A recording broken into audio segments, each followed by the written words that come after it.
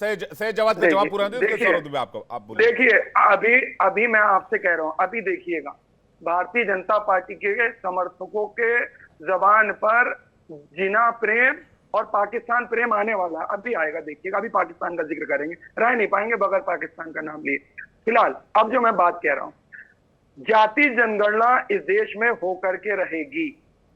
जिसकी जितनी संख्या भारी उसकी उतनी हिस्सेदारी, ये होना ही है। भारतीय जनता पार्टी और संघ परिवार के लोग इसको रोक नहीं सकते, ये क्लियर समझ लीजिए।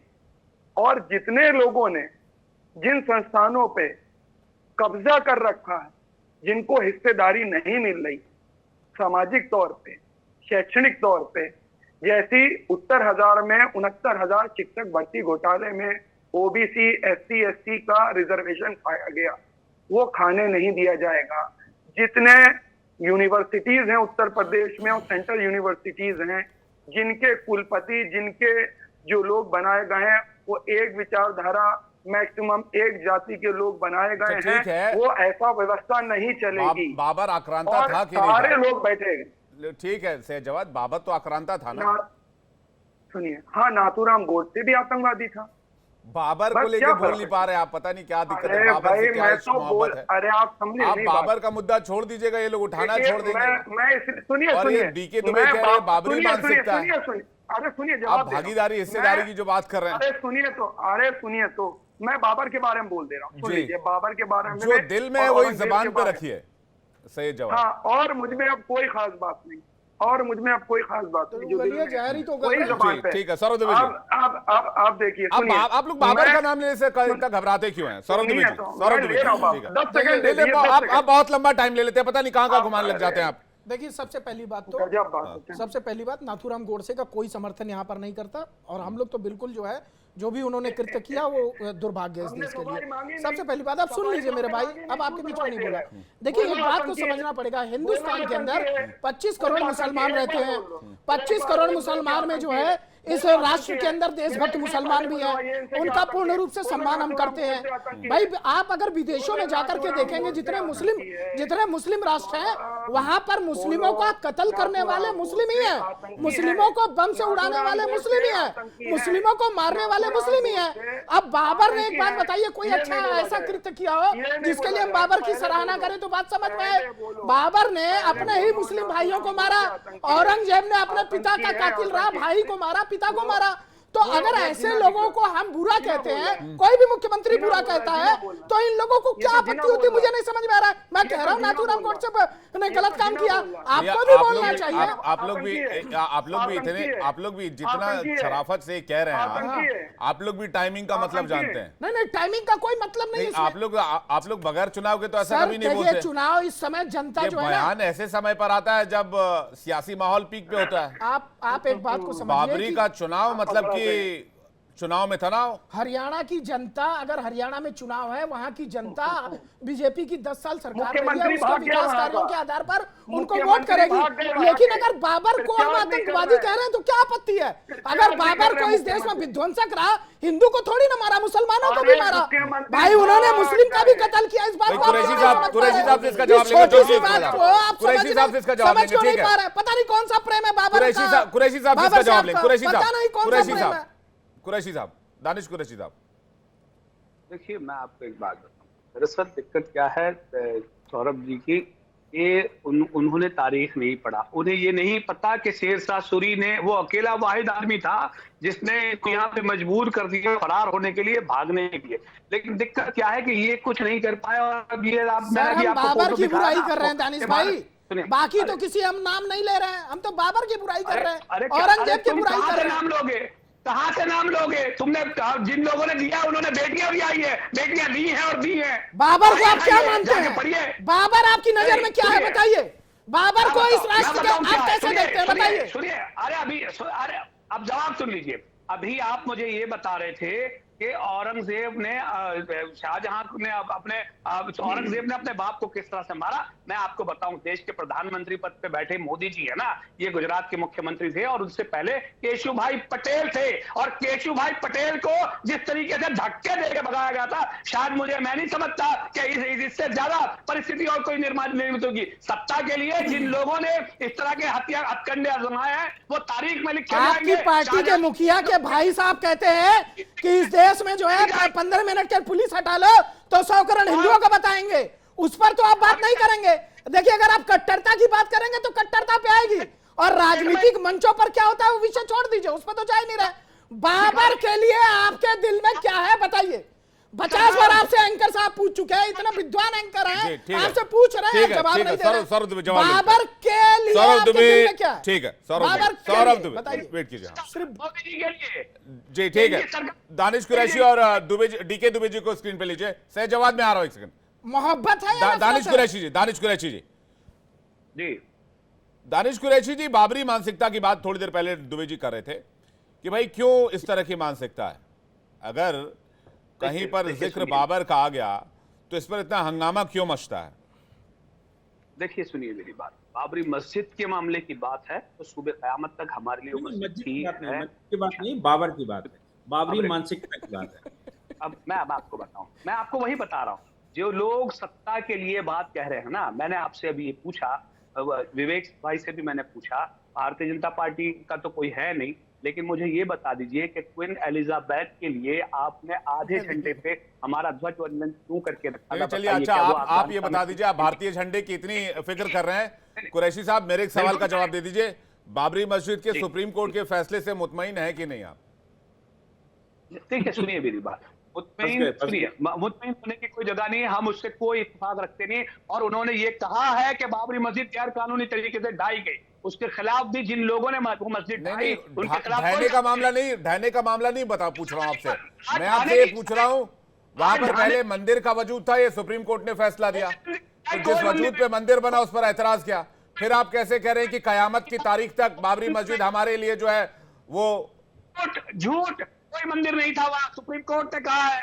सुप्रीम कोर्ट ने कहा ये गलत है। आर्कियोलॉजिकल सर्वे ऑफ इंडिया झूठ, देश का सुप्रीम कोर्ट झूठ, और आप सही, आपत्तिजनक। और एलिजाबेथ के नाम पर भारत का झंडा आधा झुका हुआ, उसकी बड़ी फिक्र, और यहाँ सुप्रीम कोर्ट का कोई फिक्र नहीं। कुरैशी साहब इसी मानसिकता की बात करें दुबे जी।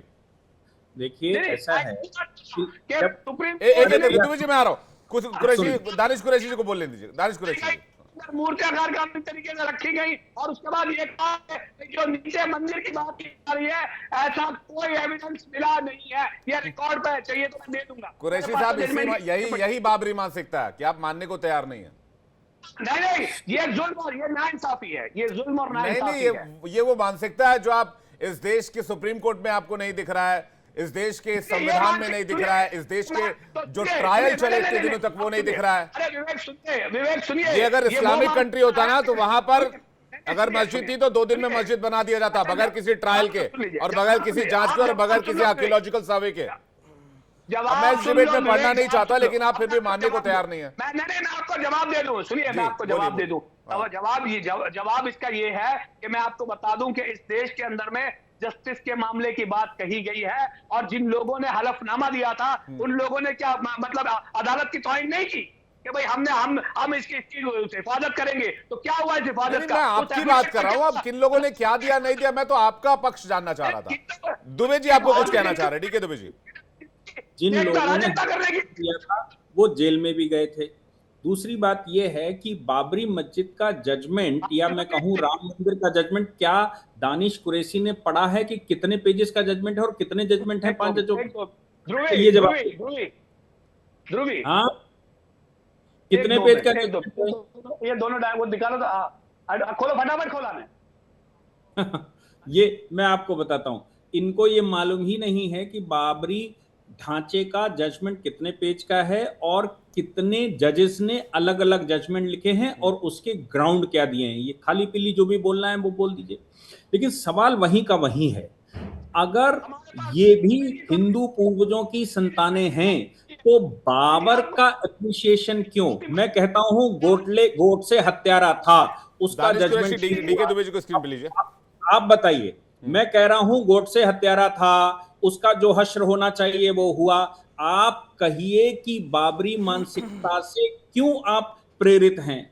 आप तो हिंदू पूर्वजों की ही संतानें हैं, कोई मुसलमान वहां से अफगानिस्तान या आगे की पूर्वजों की तो संतानें हैं। और देखिए, और सुनिए, सबसे पहले आदम अलैहिस्सलाम आए और वहीं से इस्लाम फैला है। उसके बाद थ्योरी है। अरे आदम अलैहिस्सलाम नाम का कोई एविडेंस नहीं है भैया।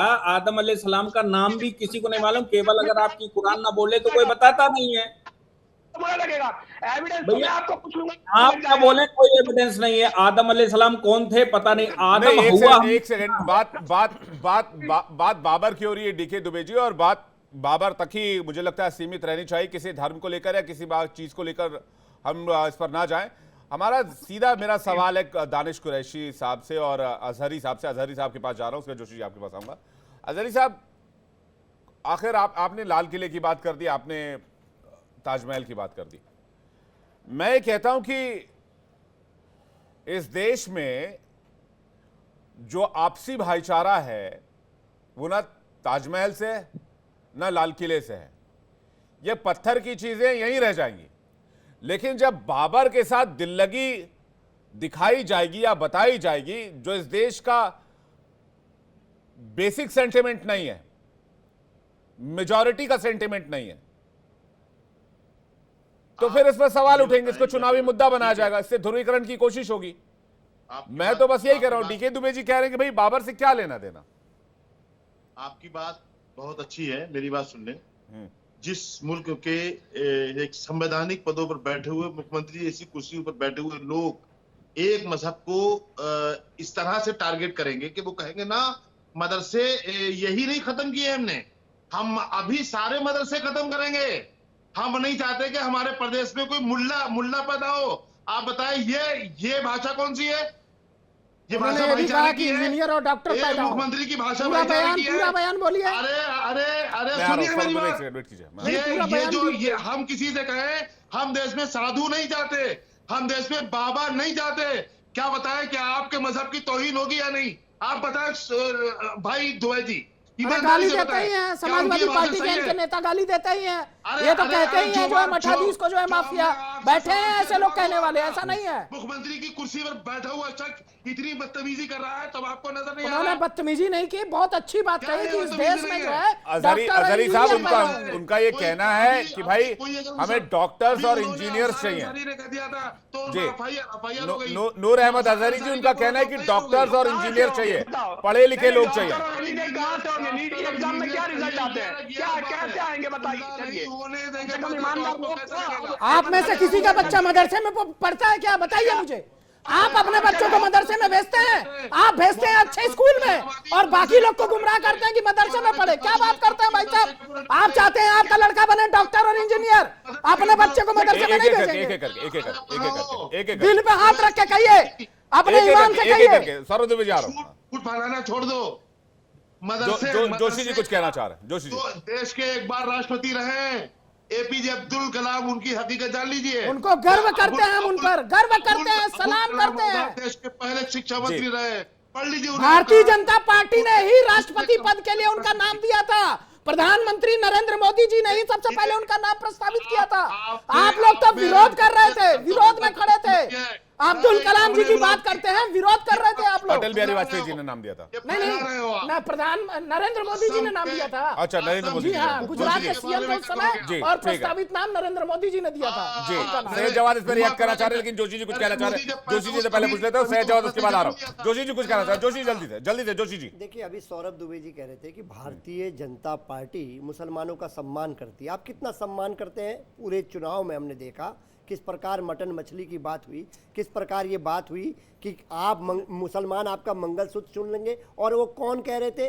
देश के सबसे बड़े संवैधानिक पद पर बैठे हुए प्रधानमंत्री। ये बातें रिपीटेड है ना, रोज डिस्कस होती है। मुझे बता, नहीं सर, समाजवादी पार्टी बाबर को क्या मानती है? सर मैं इसमें भी आऊंगा, लेकिन गोलियां चलवाई है सर, इन्होंने बाबरी ढांचे को बचाने के लिए गोलियां चलवाई है। मुझे सबसे वो पाप से मुक्त नहीं होंगे। बारी में इंटरप्ट नहीं किया। इस पाप से मुक्त नहीं हो पाएंगे। मैं आपको बताना चाहता हूँ, इनका जो चेहरा है वो पूरे देश ने देख लिया है। 80-20 की बात माननीय योगी जी करते हैं। बाबर आक्रामक था कि नहीं? पहले मैं कंप्लीट कर दूं सर, इन्होंने बहुत जहर उगला बहुत जहर उगला जहर उगला बाबा जहर जी। उगला इन्होंने। और मैं आपको बताना चाहता हूँ, बताइए। ये 403 विधानसभा देखिए, उत्तर प्रदेश बाबर में की थी, हिमायत करने वाले एक लोग। भी मुसलमान समाज को गोलियां इन्होंने किस पे टिकट चलवाई नहीं थी आपने? दिया। वो इनकी अच्छा, नफरत ठीक। दिखाता है। गोलियां किस पे? उत्तर राम भक्तों पे प्रदेश चलवाई कई बार थी ना? डिबेट किया है। जोशी जी माननीय ये बताइए ना, प्रधानमंत्री जोशी नफरत- जी, जोशी जी, अब बाबर आक्रांता था कि नहीं? हमारा ये मानना है, जो भी इस देश के खिलाफ है, चाहे वो अंग्रेज हो चाहे कोई हो, वो हम लोग उसके लड़ाई। नहीं, बाबर इस देश में तो लुटेरा ही था ना, लूटने ही आया था। अंग्रेज क्या थे?